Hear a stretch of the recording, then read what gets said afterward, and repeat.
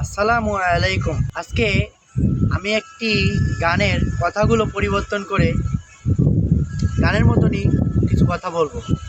যদি ভুল হয় আল্লাহর কাছে মাপ চাই, আপনারাও মাফ করে দেবেন ইনশাআল্লাহ। মরণের পরে বন্ধু আর এক জীবন আছে, ওই জীবনে গেলে বন্ধু হিসাব দিতে হবে। যে হিসাবে নাই কোনো ভুল, নাই কোনো কাটছুপি,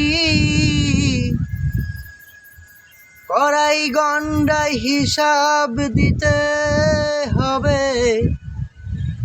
শুধু এই কথাটি বুঝি।